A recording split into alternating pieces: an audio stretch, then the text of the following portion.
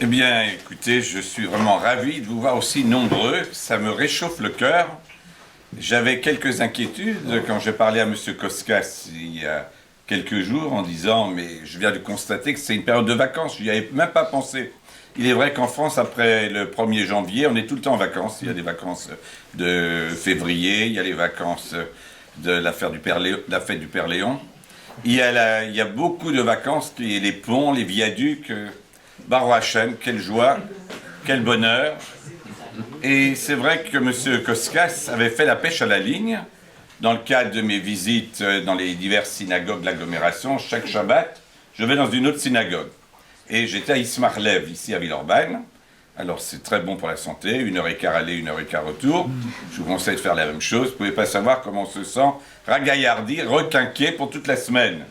J'avais été dans des hôpitaux et je voyais la personne chargée de la rééducation, et elle disait à ses patients, écoutez, il faut au moins un jour par semaine que vous ne preniez pas l'ascenseur et que vous ne preniez pas la voiture. Alors je suis intervenu, j'ai dit, écoutez, c'est exactement ça, le judaïsme, c'est le Shabbat, on ne doit pas prendre la voiture, on ne doit ni prendre l'ascenseur. C'est magnifique parce que ça vous donne du punch. Alors aujourd'hui, vous avez parlé que c'est un grand événement, que c'est difficile à m'avoir. Bon, il y a qu'Akadosh Baruch Hu qui peut être partout, il est omniprésent. Vous savez qu'on dit Makom. Makom, c'est celui qui est omniprésent. Il est partout en même temps. Alors on n'a pas toujours cette capacité de pouvoir répondre à tout le monde en même temps. Mais on peut étaler si on se prend un temps. Alors effectivement, il y a une semaine j'étais à Genève, la semaine dernière, Shabbat dernier, j'étais animé un Shabbat à Annemasse, à la synagogue d'Annemasse. Et je vous assure que c'est toujours un plaisir, les grandes communautés, les petites communautés, de voir la communauté estudiantine et ceux qui ne sont pas étudiants qui sont rassemblés aujourd'hui. C'est aussi tout ce qui procède de l'unification du Ham Israël. C'est magnifique. On dit Bayom Haou Yahashem Echad ou Shmo Echad. En ce jour, le nom de l'Éternel sera un. Et tout cela, c'est à la fin des temps, lorsque toute l'humanité reconnaîtra que le souverain roi des rois, il est lui-même reconnu. C'est-à-dire que l'unité, l'unicité du Créateur dépend de l'homme aussi. C'est-à-dire que si nous sommes capables d'être tous unis dans la reconnaissance du souverain, Bayom Haou, à la fin de prière de l'année du Shabbat, nous le disons, Bayom Haou Yahashem Echad ou Shmo Echad.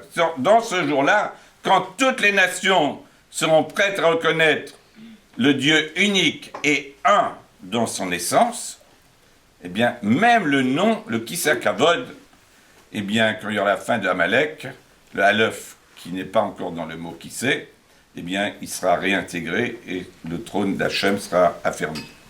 Alors, au cas où vous ne le savez pas, je vais vous parler du sujet que je devrais traiter ce soir, parce que souvent, quand je suis amené à parler, j'ai oublié moi-même mon propre sujet que j'avais envisagé de développer.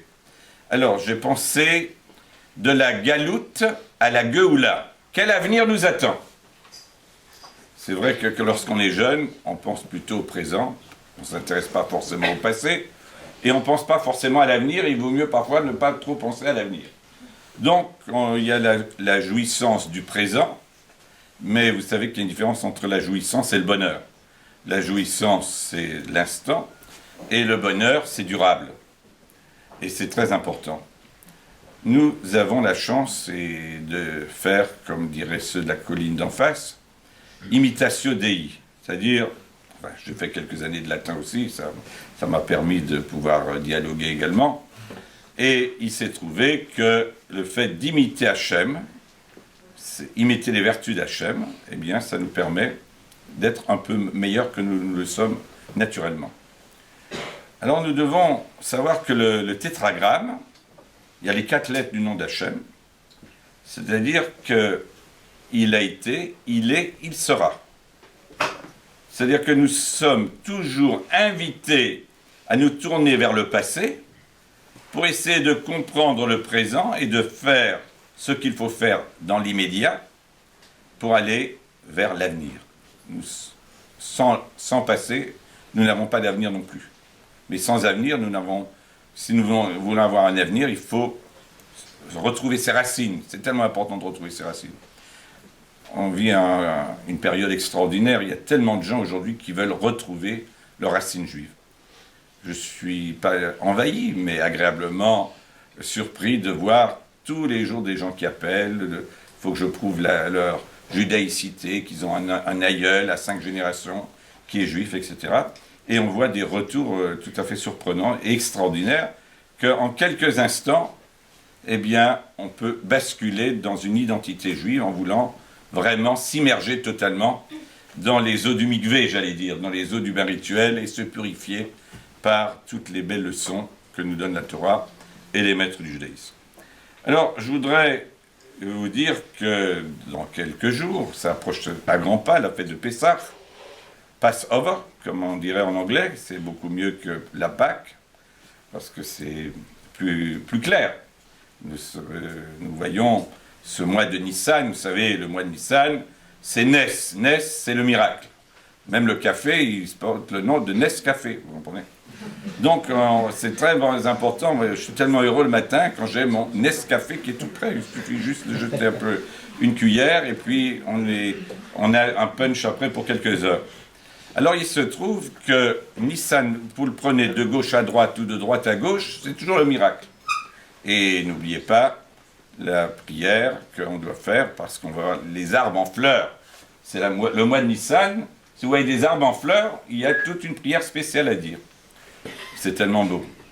Quand vous allez vous marier, et puis quand vous serez fiancés, vous aurez, messieurs, la lourde charge de sortir un billet et d'aller acheter un bouquet de fleurs pour votre dulcinée, et ceci à la veille du Shabbat particulièrement, et ça sera la preuve que vous êtes attentionné à l'égard de votre chère fiancée ou chère épouse, et c'est un bonheur pour une femme juive et une fille juive de bénéficier ainsi de cette attention qui l'honore et qui fait d'elle la reine du foyer. Alors, je reviens donc à notre sujet, l'importance de s'enraciner dans son passé et de préparer son avenir. Vous savez que la fête de Pessah, il y a ce fameux Seder. Je vous signale d'ailleurs que chaque année, ça fait presque plus que 40 ans de traversée du désert à Lyon en ce qui me concerne. J'ai le plaisir d'organiser un Seder communautaire qui s'adresse aussi bien aux anciens, aux jeunes, aux gens qui ont beaucoup d'argent et ceux qui n'ont pas d'argent. Il y en a, ils peuvent venir gratuitement. Les étudiants, ils ont une réduction conséquente. Donc, on voit, le Seder a toujours beaucoup de succès chaque année. Et il y a des touristes de passage venus de tous les pays, depuis l'Amérique latine, l'Amérique, les United States of America. Et puis, il y a même des Israéliens qui sont perdus. Alors, donc, on voit la chance que nous avons de réunir toute une communauté, et même, il y a beaucoup de non-juifs, je suis dans les comités d'éthique médicale, et combien de professeurs de médecine me demandent « Est-ce qu'on pourrait assister à votre Seder ?» Bon, bien sûr, le président Chazar invitait tous les présidents, tous les ambassadeurs accrédités en Israël à la table du Seder. Ceci étant, je voudrais vous parler donc des 4 étapes de la libération du peuple juif, Ve'otseti, Ve'itzalti, Ve'ga'alti, Ve'lakarti. Il y a 4 mots qui désignent les différentes étapes de la sortie d'Égypte, de l'Exode, de façon à quitter la mentalité d'esclave pour arriver à cette libération. C'est pour ça que la fête de Pessah, c'est également appelée Chag HaCherut, la fête de la liberté. La fête de la liberté, mais pas de la liberté. On a vu tellement de pays qui ont obtenu la liberté. Et regardez la Yougoslavie, comme ça a été une catastrophe. Tous les pays, toutes les régions ont voulu revendiquer leur liberté, leur autonomie, leur indépendance. Et il y a eu des guerres civiles. Ça a été une catastrophe. Quand on avait Tito, quand même, qui dirigeait la Yougoslavie, bon, même si c'était un dictateur, mais au moins, il y avait un État où il y avait une possibilité de cohabiter.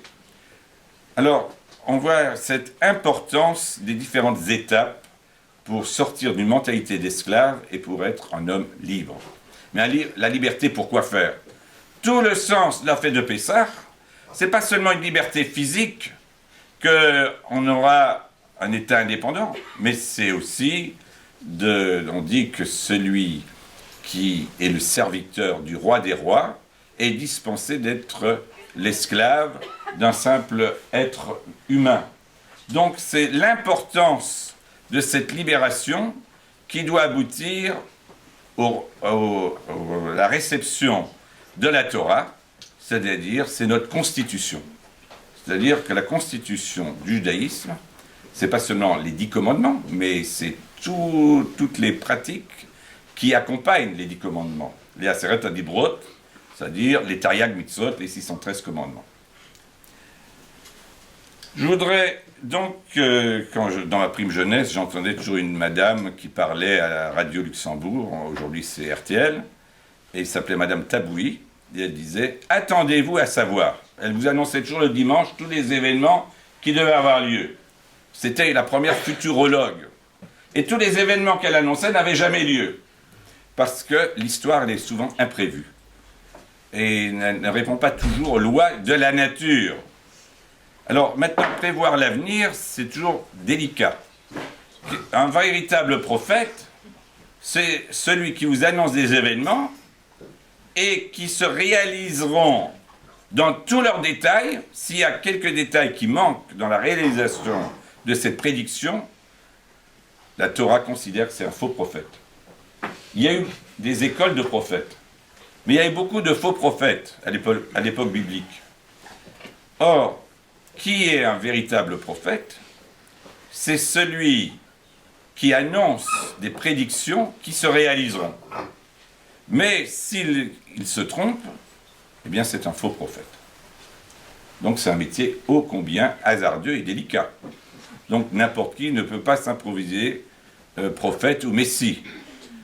En visitant parfois les hôpitaux, et notamment l'hôpital du Vinatier, il y a beaucoup de gens qui se prennent pour le messie.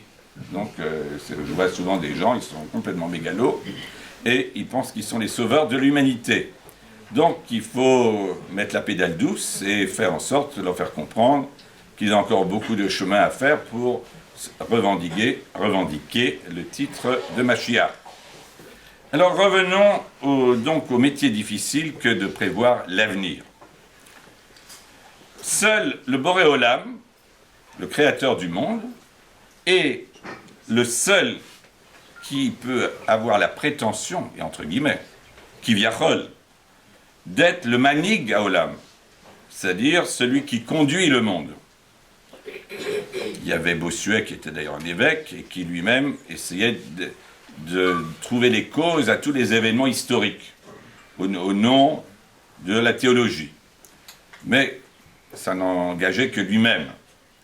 Et c'est toujours hasardeux de faire des interprétations pour des événements en nous voulant utiliser la métaphysique. C'est extrêmement délicat.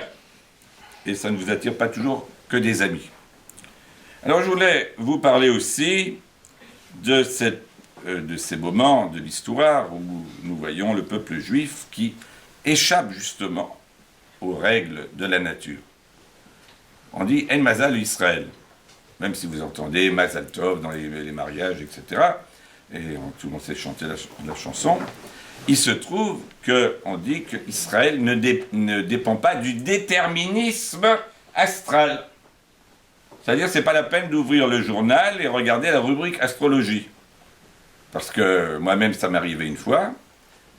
J'écoutais donc une dame qui vous annonçait ce qui allait se passer. Ça ne vous étonnera pas, je suis sous le signe de la Betula, de la Vierge.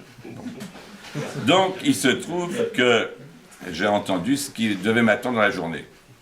Et puis, elle m'annonçait que j'allais perdre beaucoup d'argent aujourd'hui. Bon, alors j'ai pris ma voiture et j'avais été invité à participer à un repas de l'appel unifié où il y avait le ministre des Affaires étrangères d'Israël qui s'appelait Abba Eban. Et déjà à l'époque, il y a plus de 40 ans, et quand même, je pense, 43 ans, et j'ai dû quitter l'hôtel Terminus pour aller inaugurer le Talmud Torah de mes yeux. Et j'avais énormément de retard parce que c'était encore l'époque où, après tous les repas mondains, on chantait la Birkat Amazon. Et puis beaucoup de gens qui n'avaient pas leur kippa mettaient leur mouchoir en difficile équilibre sur leur occiput. Et il se trouvait ainsi que j'étais tout fier d'avoir pu permettre même à des mécréants ou des gens pas connaisseurs de la Torah de pouvoir faire les actions de grâce après le repas. Et il s'est trouvé que j'ai roulé comme Fangio, et un feu rouge. J'ai attendu que le feu passe au jaune, et j'ai roulé très vite, et une voiture m'a fait déporter ma voiture, qui s'est projetée contre un mur, et j'avais la voiture, les 4 fers en l'air, et moi encore vivant. Ce qui était déjà assez extraordinaire. J'ai dit Shema Israël, je pensais aller dans l'Olam Haba, et il s'est trouvé que j'étais sauvé. Alors, je me suis dit, bon, écoutez, elle avait raison, l'astrologue. Elle m'avait annoncé que j'allais perdre beaucoup d'argent, puisque c'était une toute nouvelle voiture, mais qui allait à la casse directement. Mon garagiste a dit, on ne peut rien faire de voiture, ça mérite d'être vendu à la ferraille. Donc, perdre de l'argent, très bien. Mais ce n'est pas pour une raison pour laquelle je croyais dans l'astrologie après cela. Parce que nous devons savoir que les Bnei Israël ne sont pas liés à ce déterminisme astral. Il y a d'autres raisons qui doivent nous guider. Et c'est pour ça que la fête de Pessah doit nous rappeler que le Korban Pessah, le sacrifice de l'agneau pascal, les Égyptiens croyaient dans le déterminisme astral. Donc, ils croyaient dans le signe du zodiaque qui correspond à l'agneau. Le signe du zodiaque. Donc, c'était une bête sacrée, comme en Inde aujourd'hui, où on ne doit pas abattre l'agneau, disons. Dans l'Inde, c'est les vaches sacrées. Or, on voit que, justement, qu'est-ce qu'Akadosh Baruch Hu a demandé aux Bnei Israël pour qu'ils aient au moins le mérite de pouvoir sortir d'Égypte par leur propre mérite? C'est qu'Akadosh Baruch Hu a sauvé le peuple juif de l'assimilation, dans la mesure où ils sont sortis. C'est difficile de faire sortir un peuple déjà assimilé, parce qu'on voit lors du passage de la mer Rouge, les anges de service de Hachem Yitbarach ont dit « Mais pourquoi tu sauves les Hébreux? Les uns sont idolâtres, les autres sont idolâtres. » Mais le mérite des Bnei Israël, c'est qu'ils ont été des révolutionnaires. Ils ont bousculé les idoles de leur époque. Idole, la racine, ça vient du mot image. C'est-à-dire de faire une fixation sur une image et d'adorer une image. Nous sommes contre le culte des images. C'est pour ça que dans toutes les synagogues, vous n'avez pas d'image. Vous ne voyez pas même les rabbins en photo. Il y a souvent, on me pose la question, mais est-ce qu'on doit mettre les photos des rabbins dans la Geniza? C'est-à-dire de mettre de côté, d'enterrer les livres sacrés, d'enterrer tout ce qui sert pour les mitzvot. Eh bien, les mezuzot, par exemple, est-ce qu'on doit, des photos de rabbins, est-ce qu'on doit les mettre à la Geniza? J'ai dit non, les photos de rabbins, vous pouvez même les jeter à la poubelle. Il n'y a aucun problème. Mais de mettre une photo d'un être humain dans une synagogue, on ne veut pas d'adoration des images. C'est pour ça qu'il n'y a pas, voyez-vous, dans cette synagogue, Birkat Kohanim, vous rentrez dans cette synagogue, c'est la bénédiction des Kohanim, du nom de M. Cohen Sedek, qui est lui-même un Kohen, qui va servir bientôt au Temple de Jérusalem. Alors, je voudrais donc vous dire que cette histoire, nous avons toujours la fête de Pessah nous dit que c'est la première Géoula. La première Géoula qui doit nous transplanter vers une autre Géoula qui va être celle, la rédemption ultime du peuple juif. Cette rédemption ultime, c'est que la fête de Pessah sera même accessoire par rapport au temps de la libération qui nous attend, qui va être un temps extraordinaire. Et c'est pourquoi je vais vous parler de ce qui nous attend dans l'avenir. Alors, parlons déjà que dans l'histoire, il y a eu des bons moments et des